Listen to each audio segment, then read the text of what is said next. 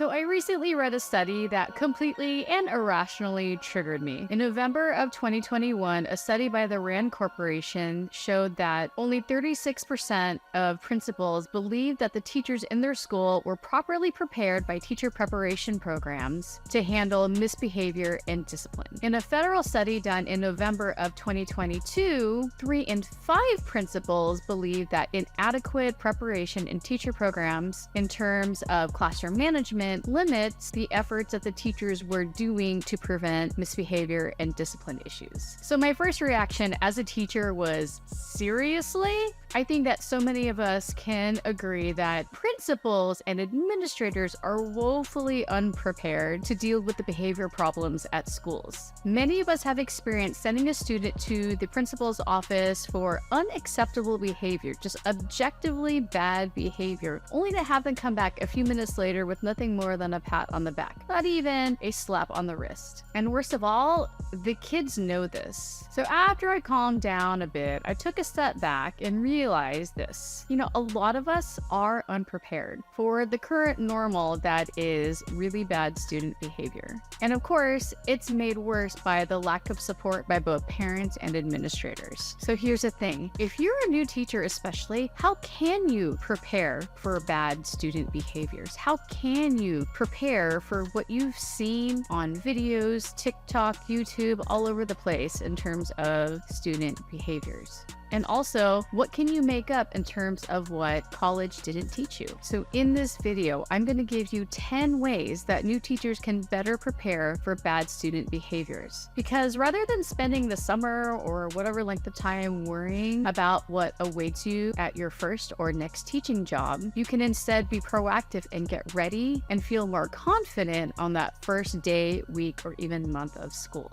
And one thing that I know you can feel confident about is hitting that like and subscribe button so that you won't miss any more tips, especially for new teachers, on how you can prepare for whatever awaits you at your first job. So with these 10 tips, I am going to go in order of what I think are the most important. So the first tip in terms of preparing for bad student behaviors is reflecting on your teaching philosophy. Now, this one is important, and you might wonder, what does this have to do with classroom management and bad behaviors? But actually, it has to do everything in terms of how your classroom is going to be run. I mean, think about it. What kind of an environment do you want to create? Do you see yourself as being like the more fun teacher where a lot of kids can talk and it's just a little bit more loose and creative? Do you see yourself as being a more structured teacher where students sit in rows and where they just listen while you talk and they only answer when they raise their hand or you call on them? What is your teaching philosophy or vision in terms of how your classroom is run? How do you feel you are going to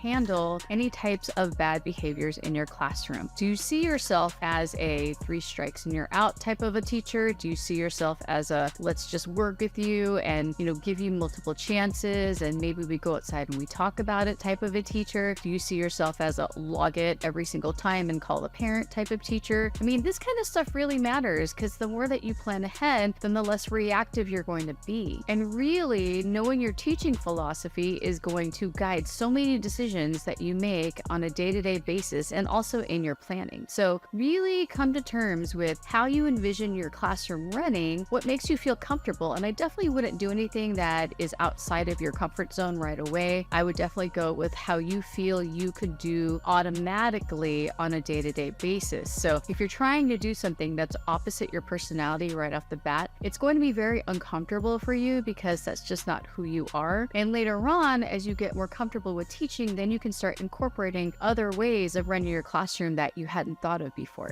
So the next tip for preparing for bad student behaviors is to reflect on your personal beliefs and values. And again, you might be wondering, Kim, what does this have to do with classroom management? In previous videos, I've talked about how your experience with teaching and how you cope with unwanted behaviors, things like that. That plays a huge part in terms of how you're going to react when bad behaviors and other unwanted things show up in your classroom. So one thing that we want to do is check in with our biases. So whether or not we are able to admit it, we are all biased in some way. We have stereotypes stereotypes about certain people, whether or not we want to admit it. A lot of us think that we're really fair and that we see the world as it is and that this is how it is based on how we observe it. But a lot of times these biases and the stereotypes that we place upon certain groups of people do affect how we show up in our classroom, and it also affects our classroom management strategy. Whether you want to admit it, when you've decided that a certain type of student or certain groups of people behave a certain way, if you think of that as a bad thing,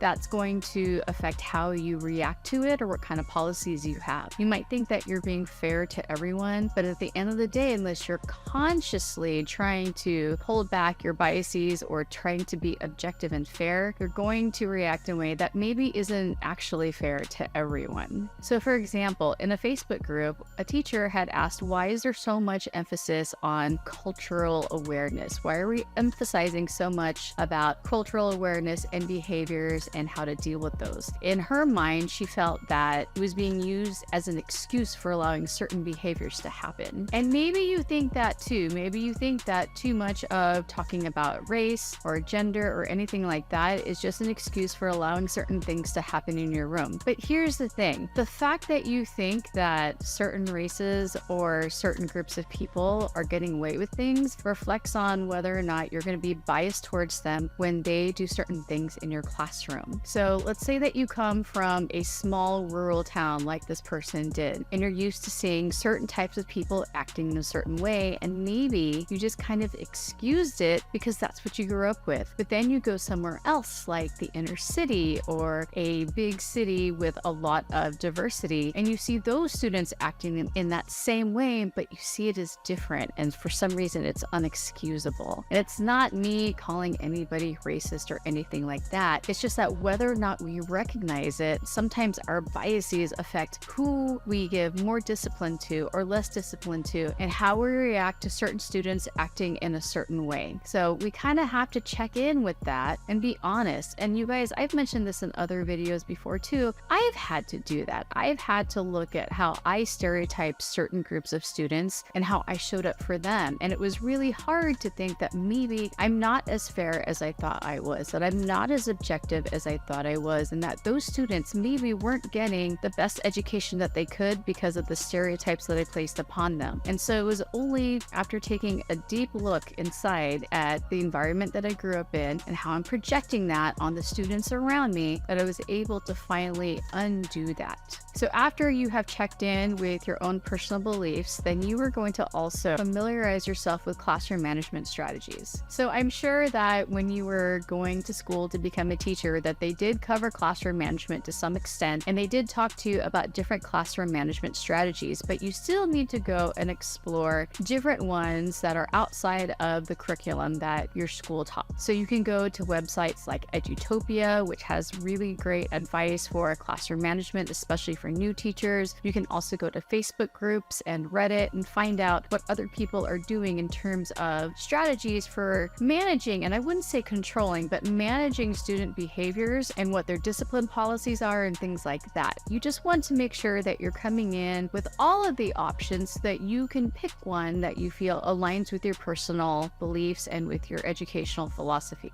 Similarly, another way to prepare for bad student behaviors is to develop a classroom management plan. And again, you might have done this when you were getting your teaching credential because they wanted you to figure out what you're going to do in terms of classroom management. And they may even had some suggestions on what they think you should do. But now that you've reflected on your teaching philosophy and your own personal beliefs and also looked at different classroom management strategies online, now it's time to come up with your own plan. So this includes your expectations, consequences, and also rewards for positive behavior, because we don't want to just focus on negative things that happen in our classroom, because we know that positive attention also encourages students to behave better. So think about how you will address both positive and negative behaviors in your classroom objectively. This also makes it so it doesn't seem like you're playing favorites if you're only saying nice things to the people that always behave and only saying negative things to the students who tend to misbehave. You want to be able to acknowledge the students that tend to misbehave when they're doing something right, because that encourages them to keep doing things that are right. Part of this is also making a plan in terms of how you're going to communicate these expectations and rules and policies with them when you're going to do that, how they're going to practice it, things like that. Now, to go along with that, the next way to prepare for bad student behavior is to emphasize relationship building. Now, I know you've heard this so much, build relationships,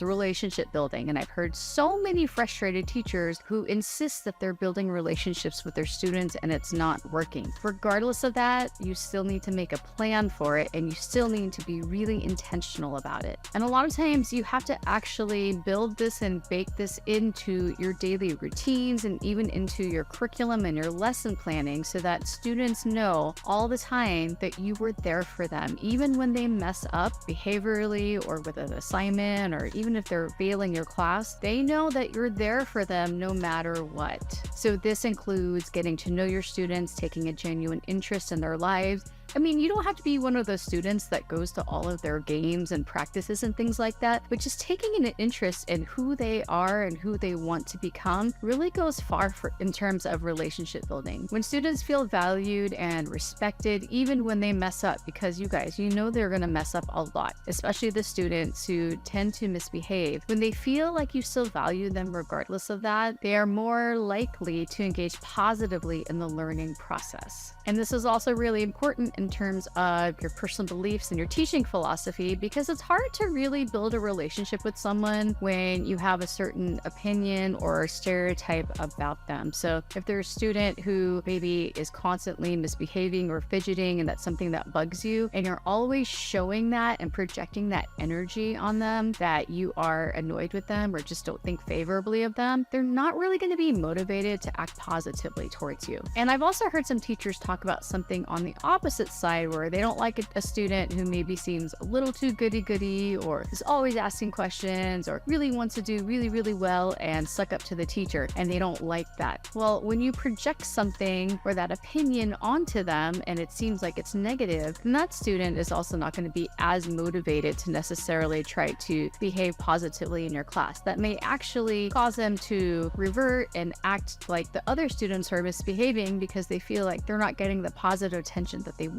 So we have to really weave these steps together in terms of relationship building and our philosophy and personal beliefs in order to get students to be motivated to behave in the way that we want. So the next way that newer teachers can prepare for bad student behaviors is to actually practice classroom management techniques. Now, this can be hard, especially if it's summertime or if you're not teaching yet and you're waiting for your first job, but it's really important that you actually go through the physical motions of practicing. So you want to find a way to role play, and this could be with some of your friends, and I know it might seem silly and you might feel stupid in front of them, but you actually have to practice saying the words out of your mouth when you see a certain behavior, because otherwise you might stumble in the real deal case at school and then the students are not going to take you seriously. I mean, honestly, if you can handle your friends being knuckleheads while you are role-playing with them, then for sure you're going to be able to keep a straight face when you have students outwardly laughing at you at school when you're trying to discipline a student. This does happen to teachers, and so if you want to keep your calm and composure with a bunch of 12-year-olds or 16-year-olds, then you probably want to be able to practice and do that consistently in front of your friends and family. Another way to practice this is with difficult people. So when you're around people who are being difficult, maybe you're at the store and there's someone who's like super belligerent or someone who's being unbearable around you. It could actually be a friend or a family member or just an acquaintance. Ask yourself, if a student was behaving this way, how would you deal with them? Also, I would take whatever negative feelings that you are having at that moment, whether it's frustration or anger, and try to modulate those and try to bring yourself down so that you don't react, because that's really what you have to do to be effective in terms of classroom management in your classroom. In the moment when you're being triggered by your students, you need to be able to keep control of your classroom. If you have a tendency to just blow up and yell at the kids or snap at them or use sarcasm or anything like that, that's actually going to work against you in the long run. So if when you are faced with difficult adults, you can regulate your emotions, then you know that you're on the way to being more effective in terms of classroom management in school. Similarly to practicing classroom management techniques is also planning and practicing routines.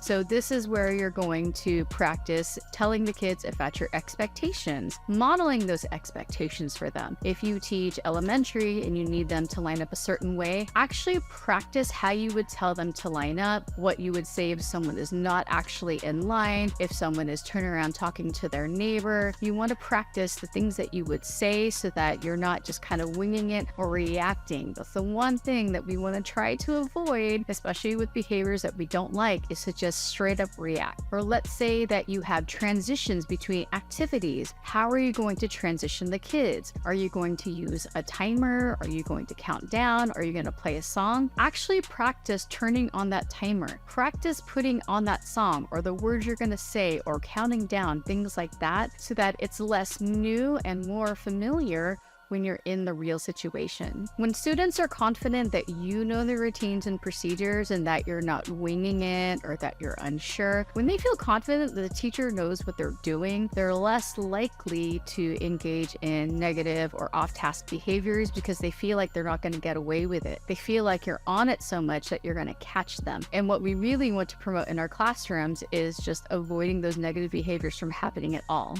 The next way to prepare for bad student behaviors is to seek mentorship or guidance. So this can be hard during the summer months or during breaks because maybe school isn't happening, but you can still reach out to people and ask them about what they do in terms of classroom management or how they would handle a certain situation. So this could be just straight up DMing anyone that you follow on social media or YouTube, or watching videos, because there are a lot of teachers who talk about their classroom management techniques for a particular grade or subject level, and it really does differ for different grades in terms of classroom management, because the way that you would talk to a second grade class is obviously different than how you would talk to a 10th grade class in terms of bad behaviors. A lot of teachers nowadays are posting on something like TikTok or Instagram actual footage of them teaching with transitions and things like that. So you can follow that and see how they do that, and then ask them follow-up questions or give them some scenarios that maybe you've witnessed and ask them how they would handle that. Another thing that you can do is find out if summer school is happening. So if there is summer school, especially for the upper grades, you can go and observe and see how those teachers are handling classroom management behaviors, and then you can ask yourself, how would you respond to that certain behavior? Ask yourself how you felt when a student acted that way and what you would do to regulate your emotions so that you wouldn't be reactive.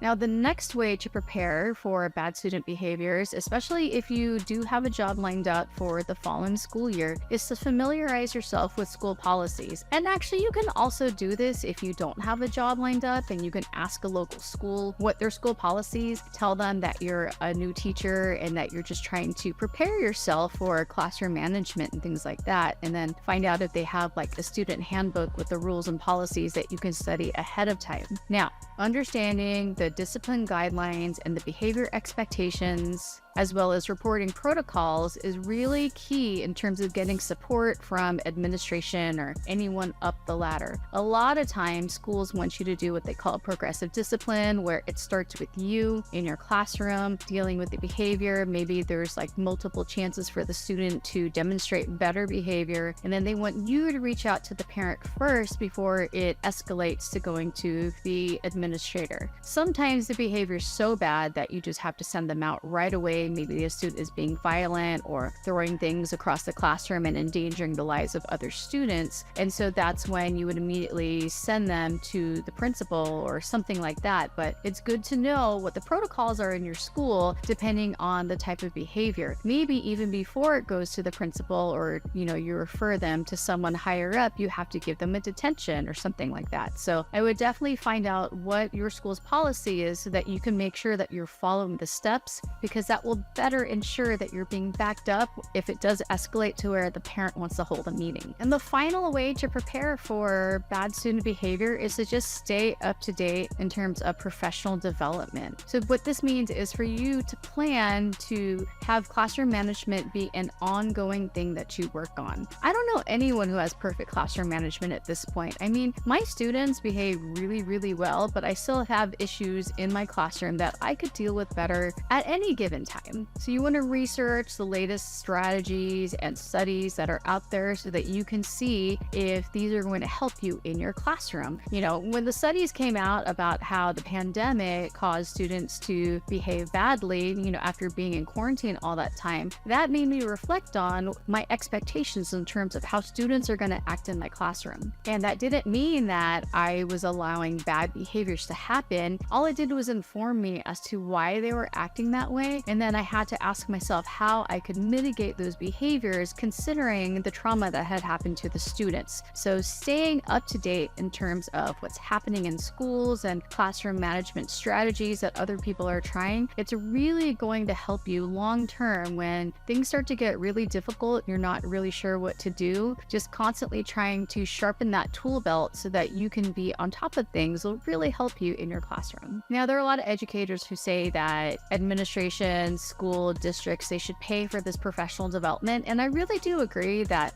real deal training should be paid for. But if you do want to be proactive in terms of making sure that your classroom runs like a well-oiled machine, it's up to you to do what it takes to reflect and grow so that you can become a better teacher. So classroom management is an ongoing process where you grow and improve, and for the most part, it gets easier. Now, I have heard of teachers that are at their 20 to 30 year mark and things are actually getting harder because of how students are behaving in their classrooms. And part of me can't help but wonder if it's because after you've been teaching for a certain amount of time, you kind of have a routine down in terms of how your classroom is going to run and how you expect things to happen in your classroom. But then sometimes our expectations don't align with the reality of the students that are in front of us. And if we're inflexible and we don't adjust as students come up through the grades and they change, then of course we're going to be frustrated by what's happening. So I really think that constantly evaluating your classroom management strategies and how you can improve, and also evaluating how your students are and how they're evolving and changing over time really help you so that your classroom runs a lot better and that you're less frustrated. Now, if you'd like ChatGPT or any other AI to help you write these classroom management behavior plans or anything like that, then I suggest that you click on this video next so that you can find out how to get the best results and answers from ChatGPT and any other AI.